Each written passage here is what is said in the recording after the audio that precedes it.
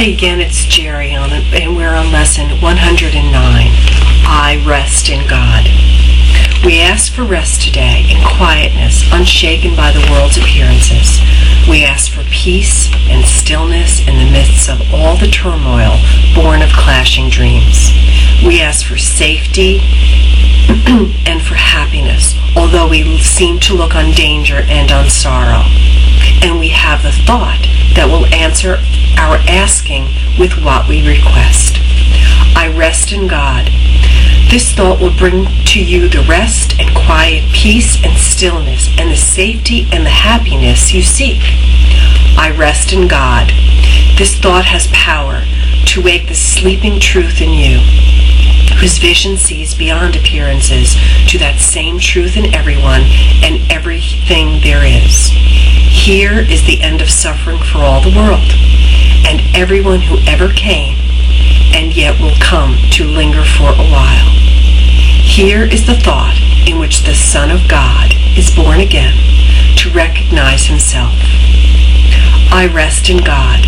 Completely undismayed, this thought will carry you through storms and strife, past misery and pain, past loss and death, and onward to the certainty of God. There is no suffering it cannot heal. There is no problem that it cannot solve, and no appearance but will turn to truth before the eyes of you who rest in God. This is the day of peace. Your rest in God, and while the world is torn by winds of hate, your rest remains completely undisturbed. Yours is the rest of truth. Appearances cannot intrude on you.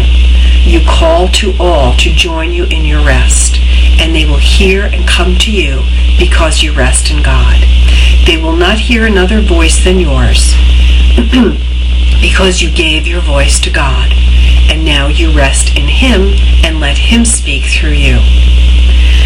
In Him you have no cares and no concerns, no burdens, no anxiety, no pain, no fear. No fear of future and no past regrets. In timelessness you rest, while time goes by without its touch upon you. For your rest can never change in any way at all. You rest today, and as you close your eyes, sink into stillness. Let these practice periods of rest and respite reassure your mind that all its frantic fantasies were but the dreams of fever that have passed away. Let it be still and thankfully accept its healing. No more fretful dreams will come now that you rest in God. Take time today to slip away from dreams and into peace. Each hour that you make your rest today, a tired mind is suddenly made glad. A bird with broken wings begins to sing. A stream long dry begins to flow again. The world is born again each time you rest, and hourly remember that you come to bring the peace of God into the world, that it may take its rest along with you.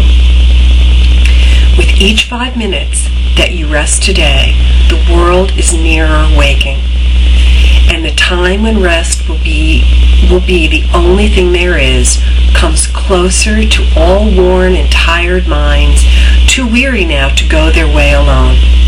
And you will hear the bird begin to sing, and see the stream begin to flow again, and the hope reborn and energy restored to walk with lightened steps along the road that suddenly seems easy as they go. You rest within the peace of God today and call upon your brothers from your rest to draw them to their rest along with you.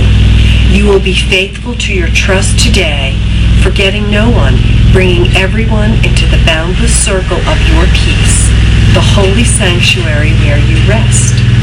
Upon the temple doors, and let them come from far across the world and near as well.